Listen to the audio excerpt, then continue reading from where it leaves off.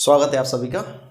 आज की जो क्लास होने वाली है वो है निर्माण के क्षेत्र में प्रचलित प्रमुख लोक चित्रकला के बारे में। पिछली क्लास में यदि बात करें तो हमने पढ़ा था मालवा के क्षेत्र में प्रचलित प्रमुख लोक चित्रकलाएं, जिसमें थी मांडना और दूसरा जो प्रसिद्ध था वो कौन था, चित्रावन चित्रकला। ये दो प्रमुख मालवा के क्षेत्र में प्रसिद्ध लोक चित्रकलाएं हैं। इसके अलावा संजा और देवाशा भी थी। जो आज की क्लास होने वाली है उसमें हम पढ़ेंगे निमाड़ अर्थात खंडवा, खरगोन, बुरहानपुर, बड़वानी, इस वाले क्षेत्र में जो प्रसिद्ध लोक चित्रकलाएं हैं वो कौन कौन सी है। तो जो निमाड़ के क्षेत्र में है वो प्रमुख है पगल्या और दूसरा है जिरौती। इसके अलावा और भी अन्य हैं, लेकिन जो प्रमुख हैं वो कौन कौन सी हैं, पगल्या और जिरौती। तो आज की जो क्लास होने वाली है उसमें हम इनका वारी वारी से अध्ययन करेंगे और थोड़ा सा इंटरेस्ट जगाइए इन सब चीज़ों के बारे में। वैसे ये सब चीज़ें कभी कभी आती हैं, लेकिन अधिकांशतः एग्जाम में यदि कला एवं संस्कृति का टॉपिक है तो उसमें इनसे संबंधित प्रश्न आवश्यक रूप से पूछे गए हैं। ठीक है, तो चलिए प्रारंभ करते हैं। निर्माण चित्रकला, जिसमें सबसे पहले है पगल्या। आप समझिए इसको, पगल्या में पग अर्थात होता है पैर। तो जब घर में एक नए सदस्य का आगमन होता है, जब उसके पैर पड़ते हैं, जब घर में किसी शिशु का जन्म होता है तो प्रथम शिशु के जन्म पर शुभ संदेश का रेखांकन किया जाता है, जिसमें शिशु के पैरों की छाप बनाई जाती है। और इसके अलावा स्वास्थ्य, शुभ लाभ और अन्य तरह से जो शुभ संकेतक होते हैं, जो स्वागत के रूप में बनाए जाते हैं, वो कहलाते हैं पगल्या चित्रकला।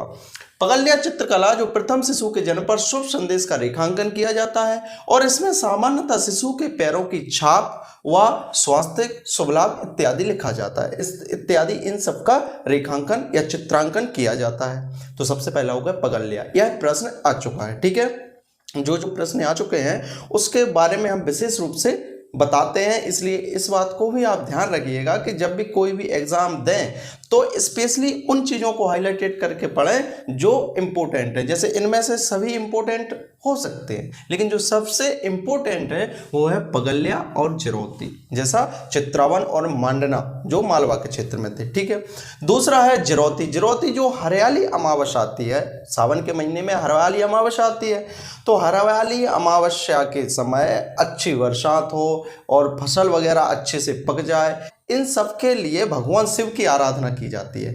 तो उनसे संबंधित अनेक चीज़ों का चित्रांकन किया जाता है, उसे बोला जाता है जिरौती।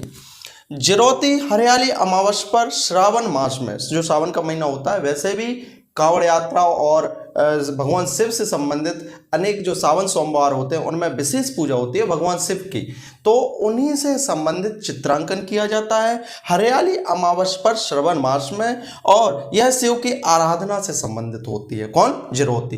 तो पगल्या और जिरौती दो चीजें होंगी। ठीक है, जो तीसरी चित्रकला है वो है संजा फूली। अब आप ये समझिए कि जो अविवाहित कन्याएं होती हैं, जब अविवाहित होंगी तो जो चित्रांकन किया जाएगा वो इस आधार पर किया जाएगा कि उनके लिए अच्छे पति की कामना हो जाए, अच्छे पति की प्राप्ति हो जाए, अर्थात भगवान शिव की आराधना होती होगी, माता पार्वती और शिव की आराधना होती होगी। तो अश्विन मास में अविवाहित कन्याओं द्वारा दीवारों पर इनका चित्रांकन किया जाता है, जिसमें घर के दरवाजों के दोनों ओर गोबर से शिव और पार्वती का चित्रण किया जाता है। तो ये हो गई संजा फूली। तो पगल्या, जिरौती और संजा फूली। याद रखिएगा, जो संजा फूली है वो अविवाहित कन्याओं द्वारा गोबर से भगवान शिव और माता पार्वती, माता गौरी के आकृतियों का चित्रण किया जाता है घर के दरवाजों के दोनों ओर, मतलब प्रवेश द्वार पर दोनों तरफ माता पार्वती और शिव का चित्रण किया जाता है अविवाहित कन्याओं द्वारा।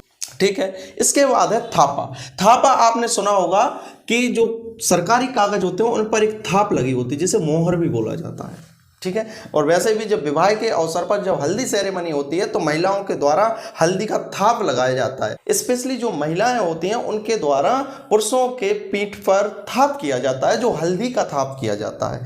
तो दशहरा के अवसर पर हाथ से दीवारों पर थाप किया जाती है, और जो थाप होती है वो या तो हल्दी से की जाती है या गेरू जो आता है, जो दीवारों में पुताई के काम में भी आता है, एक पत्थर होता है गेरू पत्थर।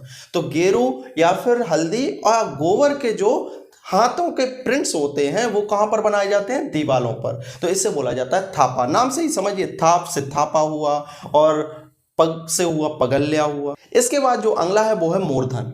अब मूर्धन से समझिए, मोर धन, मूर्धन में धन से हुआ धन लक्ष्मी, और माता लक्ष्मी का जो प्रमुख त्योहार है वो कौन सा है? दीपावली। धन का जो त्योहार है, धनतेरस हुआ या दीपावली हुई, तो इस अवसर पर मातृ पूजन का चित्रांकन किया जाता है, अर्थात माता से संबंधित, माता लक्ष्मी से संबंधित, कुबेर से संबंधित, भगवान विष्णु से संबंधित और श्री गणेश से संबंधित इस तरह की आकृतियों का दीवारों पर चित्रांकन किया जाता है और उनका पूजन भी किया जाता है। तो ये है मूर्धन। और इसके अलावा जो अंतिम है वो है ईरत। विवाह के अवसर पर जो प्रत्येक परिवार में एक कुल देवी होती हैं, तो उनका भित्ति चित्र बनाया जाता है, दीवार पर चित्र बनाया जाता है और उनका पूजन किया जाता है। तो विवाह के अवसर पर कुल देवी का भित्ति चित्र बनाकर उनका पूजन किया जाता है, उसे बोलते हैं ईरत चित्रकला। तो यह निर्माण के क्षेत्र में प्रचलित प्रमुख चित्रकलाएं, जिनमें जो प्रमुख है वो है पगल्या और झिरौती। तो ये विशेष रूप से याद रखें, बाकी याद तो आपको सब रखना है, संजा फूली, ईरत, मूर्धन, थापा, काफ़ी सरल है, धीमे धीमे जब आप पढ़ोगे तो सब याद हो जाएगा। ठीक है, तो इनको विशेष रूप से पढ़ें। और जो अगली क्लास होने वाली है उसमें हम पढ़ेंगे बुंदेलखंड के क्षेत्र में प्रचलित प्रमुख लोक चित्रकलाओं के बारे में। इनसे संबंधित मैंने जो शॉर्ट्स वीडियो हैं वो बनाए हुए हैं। ठीक है, तो YouTube पे आप जाकर वो देख सकते हैं, उससे आपको इस बात का आइडिया आ जाएगा कि जो शुभ संदेश है वो कैसे बनाया जाता है, या जो अनेक तरह की चित्रकलाएं हैं वो तो आपको देख के ही समझ में आएंगी कि हाँ ऐसी ऐसी चित्रकलाएं होती हैं। भले ही आपने कभी देखी होंगी लेकिन आपको याद नहीं रहेगा कि आखिर ये है क्या।